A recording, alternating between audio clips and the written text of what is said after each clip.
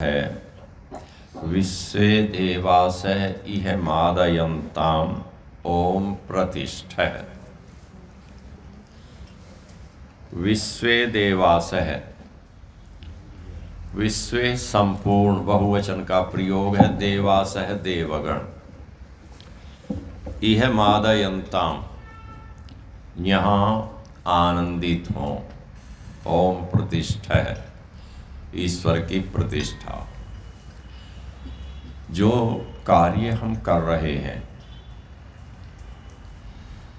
चाहे तो वह हमारे धार्मिक कृत्य हों अथवा व्यावहारिक कृत्य, लोक व्यवहार के कार्य, उन दोनों ही कार्यों के अंदर हमारी स्थिति कैसी हो, घर गृहस्थी के कार्य करते हों, दुनियादारी के कार्य करते हों, अथवा धर्म के नाम पर पूजा पाठ उपासना या जो भी काम कर रहे हों, इन दोनों ही कार्यों में क्या स्थिति हो, विश्वे देवासय इह मादयन्ता।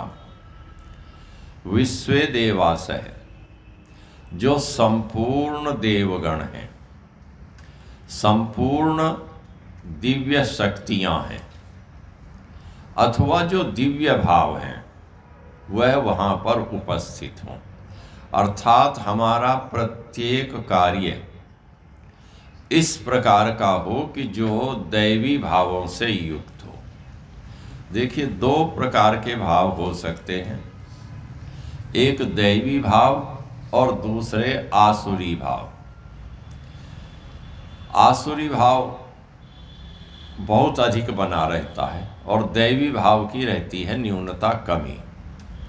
तो आसुरी भाव को समझ लें, फिर दैवी भाव को समझें। आसुरी भाव क्या है कि व्यक्तिगत स्तर पर तो ये विचार करना कि जो कुछ है वो मेरा हो जाए, जो कुछ है वो मेरा हो जाए। परिवार में भी व्यक्ति यही विचार करना प्रारंभ कर देता है। याद कीजिएगा, जब बचपन है, छोटे छोटे दो भाई खेल रहे हैं, कहीं कोई भेद है, लगता है क्या कि ये अलग है मुझसे? नहीं लगता। बहन को भाई से, भाई को बहन से नहीं लगता। किंतु आसुरी भाव प्रबल होते चले जाते हैं। बहन अलग, भाई अलग, ये बहन का है। और आपके पास कितनी संपदा हो जाए, खूब संपत्ति हो, इतनी है कि आपकी जरूरत से अधिक है, और बहन उसमें से कुछ लेना चाहे तो विवाद प्रारंभ हो जाता है, झगड़ा प्रारंभ हो जाता है। बहुत सारे उदाहरण हैं। व्यक्ति को कितना चाहिए खाने के लिए? मैं समझता हूँ 1 क्विंटल अनाज साल भर में बहुत है। कोई बहुत खाता होगा 2 क्विंटल खा लेता होगा, इससे ज़्यादा तो नहीं।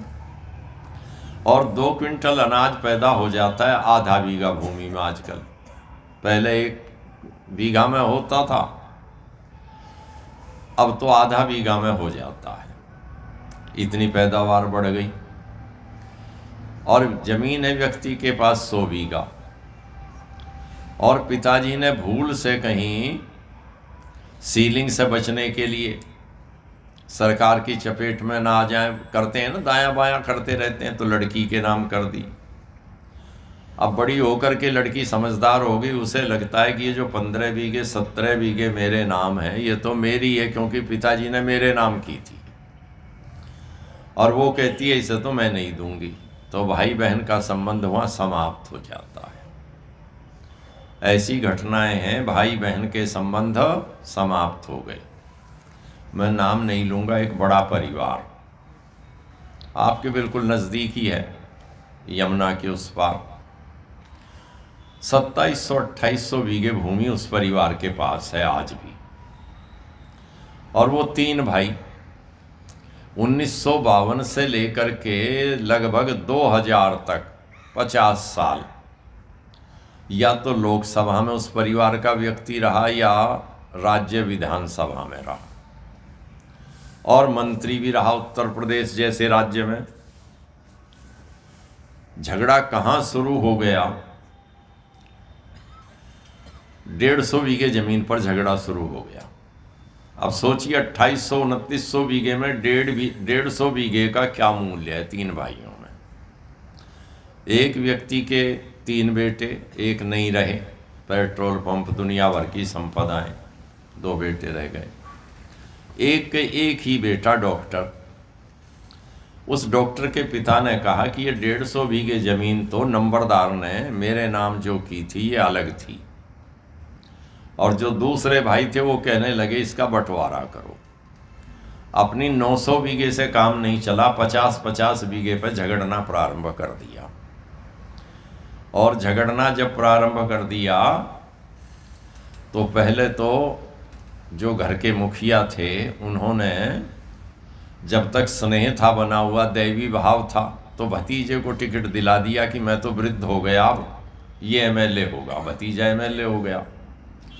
जमीन का विवाद प्रारंभ हुआ तो अब वो सिटिंग गेटिंग का फार्मूला लगा। पार्टी ने कहा कि ये तो सिटिंग एमएलए, इसी को टिकट मिलेगा, वो चाहते थे इसका काटो और मेरे लड़के को दे दो।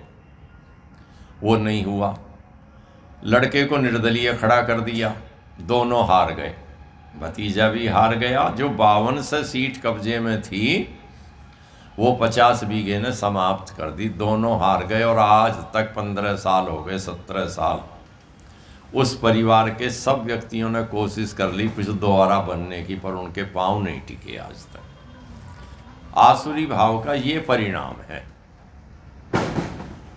खाने के लिए कमी नहीं थी, 900 बीघे भूमि, पेट्रोल पंप, और भी धंधे होंगे, कुछ ना कुछ अनुमान कर लीजिएगा आप हैं, और डॉक्टर है, किंतु झगड़ा किस पर हो रहा है? 50 बीघे पर हो रहा है। तो ये जब आसुरी भाव बढ़ता है, आसुरी भाव बढ़ने पर व्यक्ति करता क्या है? वो यही करता है कि वो बंटवारा प्रारंभ करता है, और ये मेरा और ये मेरा।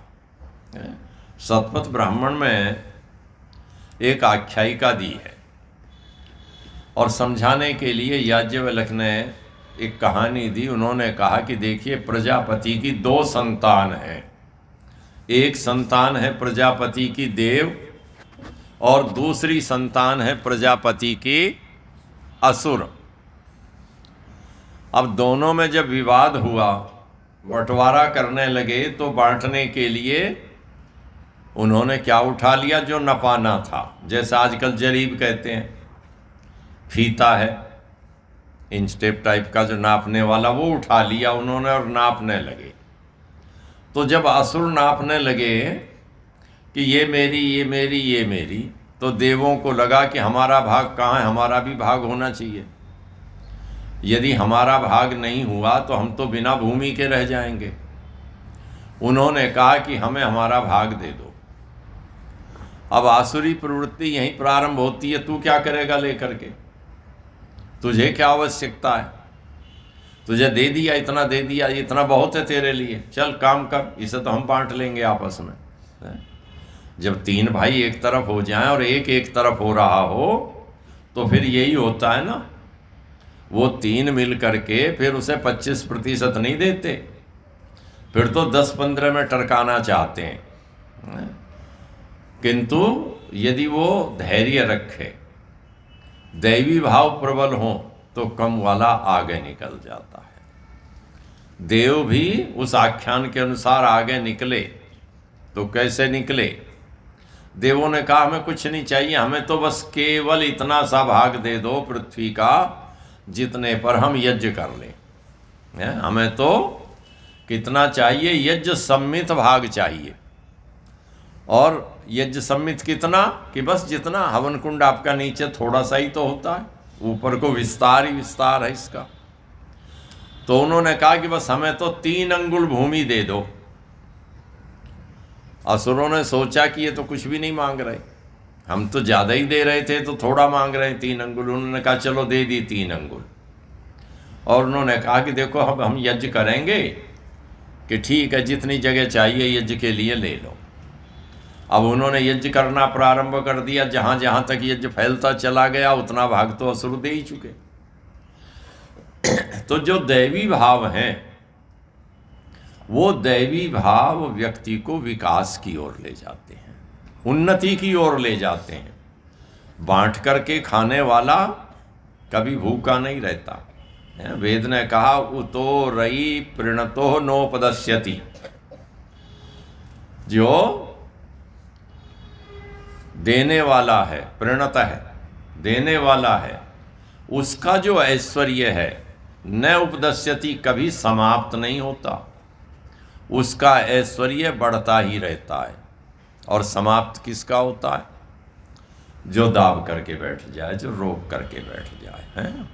अर्थशास्त्र का भी तो यही सिद्धांत है कि धन को एक जगह डंप कर दो, जमा करके रख दो, तो वृद्धि नहीं होगी। और यदि उसमें क्या हो, तरलता बनी रहे,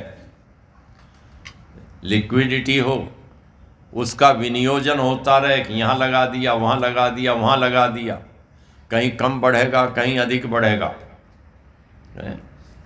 कहीं थोड़ा लाभ होगा, कहीं अधिक लाभ हो जाएगा। जो वितरण कर रखा है, जगह जगह बांट करके लगाया हुआ है, वो बढ़ता रहता है। तो ये जो दैवी भाव हैं, अब इस देवाशय को नहीं समझते और कहने लगे कि सारे देवता आ जाए हैं, इसलिए कर्मकांड में क्रिया करवाते हैं लोग। क्या कहते हैं कि देवों का आवाहन कर रहे हैं, देवों को पुकार रहे हैं कि वो देव यहाँ आ जाएं, हैं? तो देवताओं का आवाहन शरीरधारी का आवाहन नहीं है, दिव्य भावों का आवाहन है। मेरे जो संकल्प हैं वो सत्संकल्प हों, मेरे जो विचार हैं वो सुविचार हों, और अपने उन सुविचारों का हम प्रसार करें, विस्तार करें, बढ़ाएं। यदि अच्छी बात को फैलाएंगे नहीं तो बुरी बात अपने आप फैलती चली जाएगी। इसलिए अच्छाई का प्रसार करना बहुत आवश्यक है, दैवी भावों को बढ़ाना आवश्यक है। और यदि वो वहाँ पर होंगे दैवी भाव, तो समझ लीजिए कि वहाँ पर ईश्वरीय भावों की प्रतिष्ठा होगी, परमेश्वर की प्रतिष्ठा होगी, और परमेश्वर की प्रतिष्ठा का कोई दूसरा रास्ता नहीं है। थोड़ा सा पाठ और कर लेते हैं, अभी तो कोई सूचना